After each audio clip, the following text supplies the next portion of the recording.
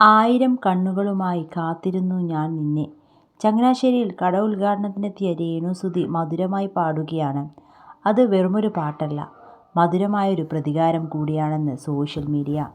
Social മീഡിയയുടെ പ്രിയങ്കരിയായ രേണുവിൻ്റെ പുതിയ പാട്ടും തുടർന്ന് പങ്കുവച്ച വാക്കുകളുമാണ് ഇപ്പോൾ സോഷ്യൽ മീഡിയയിലെ ചർച്ചാ വിഷയം.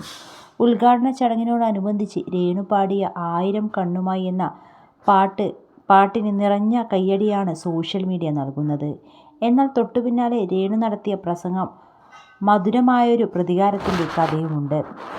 ഈ ഉദ്ഘാടനം ഒരു പ്രതികാരം കൂടിയാണ്. ഈ സ്ഥാപനത്തിൻ്റെ എതിർവശത്തുള്ള പോലീസ് സ്റ്റേഷന് മുന്നിൽ ഞാൻ കരഞ്ഞുകൊണ്ട് നിന്ന ഒരു സമയമുണ്ട്.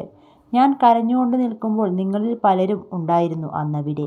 ഇപ്പോൾ അതേ പോലീസ് സ്റ്റേഷൻ്റെ എതിർവശത്തെ സ്ഥാപനത്തിൻ്റെ ഉദ്ഘാടനത്തിന് എന്നെ ക്ഷണിക്കുമ്പോൾ എനിക്കത് മധുരപ്രതികാരം തന്നെയാണ്. ആ ഉദ്യോഗസ്ഥന്മാരൊന്നും ഇപ്പോൾ അവിടെയില്ല, പുതിയ ഉദ്യോഗസ്ഥരാണ്.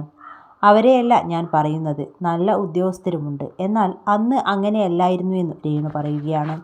നിറഞ്ഞ കയ്യടിയോടെയാണ് രേണുവിൻ്റെ ഈ വാക്കുകൾ സോഷ്യൽ മീഡിയ ഏറ്റെടുക്കുന്നത്. കൊടുങ്കാട്ടിനുള്ളിൽ ഒറ്റയ്ക്ക് വഴിവെട്ടിയ ആ വഴിയിൽ ടാറിട്ട് വെളിയിൽ വന്നവൾ എന്നാണ് രേണുവിൻ്റെ പാട്ടിന് ലഭിക്കുന്ന കമൻറ്റ്. രേണു ഫ്ലവറല്ല ഫയറാണെന്നും ചിലർ കുറിക്കുന്നുണ്ട്. കഴിഞ്ഞ ജൂൺ മാസത്തിൽ രേണുസുധിക്കെതിരെ അപവാദ പ്രചരണം നടത്തിയ യൂട്യൂബ് വ്ളോഗർക്കെതിരെ പരാതി നൽകാൻ താരം ചങ്ങനാശ്ശേരി തൃക്കോട്ടിത്താനം പോലീസ് സ്റ്റേഷനിൽ എത്തി. എന്നാൽ പരാതി നൽകാനെത്തിയ തന്നോട് പോലീസ് ഉദ്യോഗസ്ഥൻ ദേഷ്യപ്പെട്ടുവെന്ന് വെളിപ്പെടുത്തിക്കൊണ്ട് രേണു രംഗത്ത് വന്നിരുന്നു.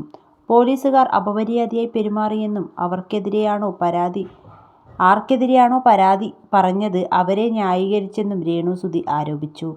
സ്റ്റേഷനിൽ നിന്ന് നീതി ലഭിച്ചില്ലെന്ന് കരഞ്ഞുകൊണ്ട് പറയുന്ന രേണുവിൻ്റെ വീഡിയോ അന്ന് സോഷ്യൽ മീഡിയയിൽ വ്യാപകമായി പ്രചരിച്ചിരുന്നു. അന്തരിച്ച മിമിക്രി കലാകാരനുമായ കൊല്ലം സുധിയുടെ ഭാര്യയാണ് രേണുസുധി. സോഷ്യൽ മീഡിയയിലെ വൈറൽ താരം കൂടിയാണ്. അഭിമുഖങ്ങളിലൂടെയും റീൽ വീഡിയോകളിലൂടെയും ഷോർട്ട് ഫിലിമുകളിലൂടെയും രേണു സോഷ്യൽ മീഡിയയ്ക്ക് ഇന്ന് സുപരിചിതയാണ്.